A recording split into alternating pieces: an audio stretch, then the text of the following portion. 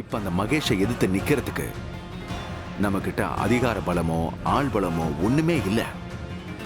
அதை விட பணமாவது பெருசா ஏதாவது கிடைச்சா சமுதாயத்துல என் பிள்ளைக்கு பெரிய அடையாளம் கிடைச்சிரும்ல. அவனை எதிர்த்து சண்டை போடவும் சரியா இருக்கும். இது கண்டிப்பா உங்களுக்கு பயன்படும்னு நான் நம்புறேன்டா. சரி சரி, டைம் வேஸ்ட் பண்ணாம கிளம்பலாம் வா. கொஞ்சம் இரு, பொறுமையா இரு. இப்பதான் அவன் என்கிட்ட பேசிட்டு போயிருக்கான். இப்ப நான் உன்னை தேடி வந்தது கூட அவன் கவனிச்சுக்கிட்டு தான் இருப்பான். அதனால உடனே நாம இப்ப எங்கேயாவது மூவ் பண்ணோம்னா நம்மளை ஃபாலோ பண்ணி வர்றதுக்கு நிறைய சான்சஸ் இருக்கு.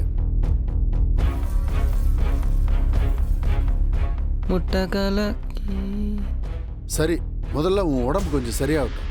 இந்த விஷயத்தை நம்ம கொஞ்சம் ஆறப்படுவோம். கொஞ்சம் பொறுத்து அதை எடுத்துக்கலாம். அது வரைக்கும் நீ கொஞ்சம் ரெஸ்ட் எடு.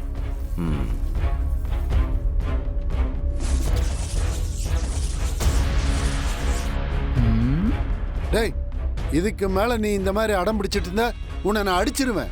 அதான் ரெஸ்ட் எடுன்னு சொல்லிக்கிட்டு இருக்கான். யாருமே கஷ்டப்படக்கூடாதுன்னு நினைக்கிறான்டா அவன்.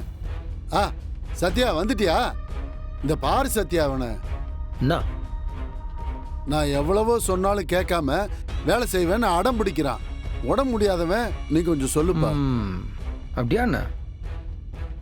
நான் வர சொல்ல அத்தையா பேசினீங்க இல்லையே, வேற அத்தையா பேசினீங்க. நான் வந்த உடனே அப்படியே பிளேட்டை மாத்தின மாதிரி தெரியுது.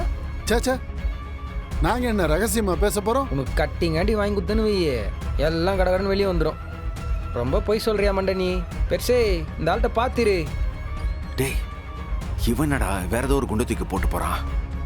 சேச்சா, யார் என்ன பண்ணாலும் நாம தெளிவா இருக்கணும் சிவராமா. ரகசியமா பாத்துக்கணும். சரி, நான் வரேன். சரி.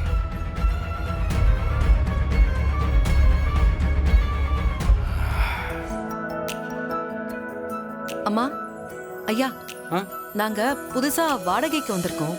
கொஞ்ச நேரத்துல பால் காய்ச்ச போறோம், வந்துடுறீங்களா? அப்படியா? வரேன். சரி.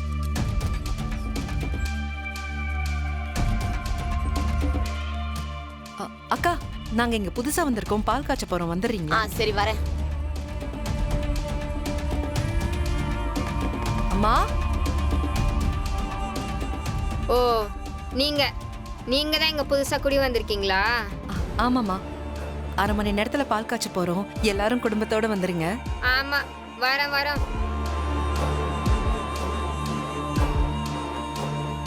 அக்கா, நாங்க இங்க புதுசா குடி வந்திருக்கோம், இப்ப பால் காய்ச்ச போறோம், கொஞ்சம் வரீங்களா? எங்களுக்கு வேலை இருக்குமா, பார்க்கலாம்.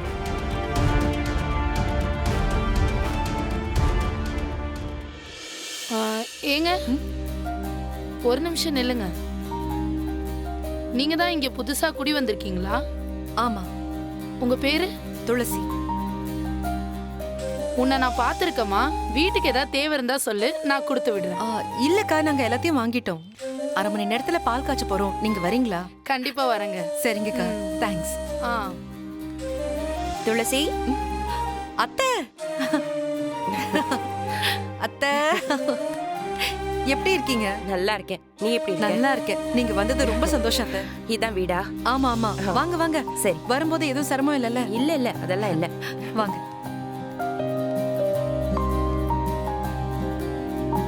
மா, அம்மா, இங்க பாரு யாரு வந்திருக்கான்னு. வெற்றி. வாங்க சம்பந்தி, வாங்க. எப்படி இருக்கீங்க சம்பந்தி? நல்லா இருக்கேங்க. வீட்ல எல்லாரும் நல்லா இருக்காங்க? எல்லாரும் நல்லா இருக்காங்க. வாமா வா. என்ன தனியா வந்திருக்கிற? மாண்புமிகு மந்திரி வரலையா? வெற்றி, அத்தையே இப்பதான் வந்திருக்காங்க, அதுக்குள்ள உங்க கேள்வி ஆரம்பிச்சிட்டீங்களா? கேட்க முடியும். அண்ணன் வரல. வை. சரி, அப்புறமா பேசிக்கலாம். ஆமா, நல்ல நேரம் முடியறதுக்குள்ள பாலை காய்ச்சிடலாம். அக்கா, காய்ச்சின பாலை கொடுத்துட்டு போலான்னு வந்தேன். ஒண்ணும் வேணாம்.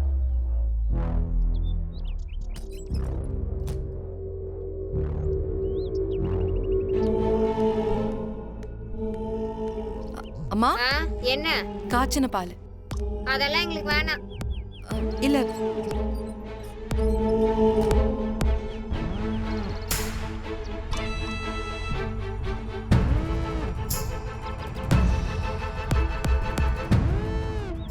ஏங்கா, இவ அந்த எம்எல்ஏ ஈஸ்வரி மூர்த்தி மருமக தானே? ஆமா. அவ்வளோ பெரிய மாளிகையில வாழ்றவ இவ இங்க எதுக்கு வந்திருக்கா? யாருக்கு தெரியும்? ஏதாச்சும் திட்டம் போட்டு அவங்க மாமனார் அனுப்பியிருப்பாரு. அதெல்லாம் இல்ல. எல்லாம் ஆக்ட். ஊருக்கு அந்த ஆளு கெடுதல் பண்ற மாதிரி கெடுதல் பண்ணிக்கிட்டே இருப்பாராம். மகனையும் மருமகளையும் வச்சு நல்ல பேர் எடுக்க செட் பண்றான். என்னக்கா சொல்ற? இவ இங்க வந்து இருக்கிறதுக்கும் நல்ல பேர் எடுக்கிறதுக்கும் என்ன சம்பந்தம்? உனக்கு தெரியாதா? இப்பெல்லாம் ஏழைகளோட ஏழையா வாழ்ற மாதிரி நடிக்கிறது தான் ட்ரெண்டு. இவங்க இங்க இருந்துகிட்டு நாங்களும் ஒரு ஏழை மாதிரி வாழ்றோம் அப்படின்னு வீடியோ எடுத்து நியூஸ்ல போடுறதுக்கு பிளான் பண்ணிருப்பாங்க. என்ன ஒரு பித்தலாட்டம்! தெரியாதனமா அவங்களுக்கு ஓட்டு போட்டுமே நம்மள பிடிச்சு ஆட்டுறானே, அவன் நல்லாவே இருக்க மாட்டான். பின்ன என்ன, அந்த குடும்பத்தை பத்தி நமக்கு எது தெரியாதா? இந்த தெருவுல இருக்க யாரும் அந்த குடும்பத்து கூட எந்த பழக்கமும் வச்சு கூடாது.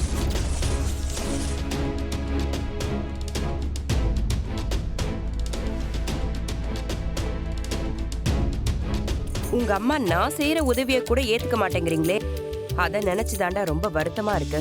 நீ ஏன் ரெண்டு பக்கமா பாக்குற? ஒரு பக்கமா பார்த்துட்டு சந்தோஷப்பட்டு போ. ம், மா இது பாருமா, இதுக்கு முன்னாடி இதெல்லாம் வேற. சரி, நான் கட்சியில் இருந்தேன் அப்போ அது வேறம்மா.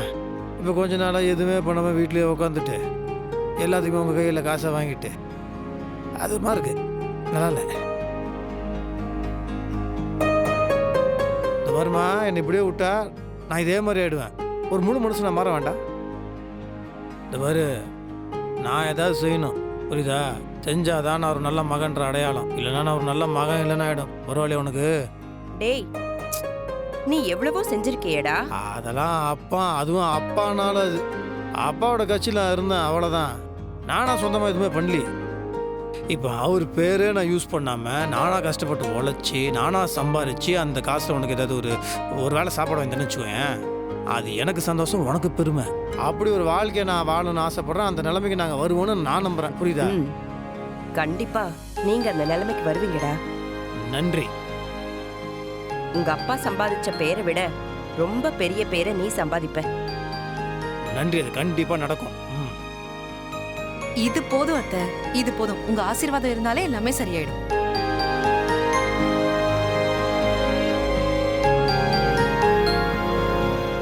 சமந்தி, நான் ஆரம்பத்துல துளசி ராசி இல்லாதவன்னு ரொம்ப அவளை பத்தி தப்பா பேசியிருக்கேன், காயப்படுத்தியிருக்கேன்.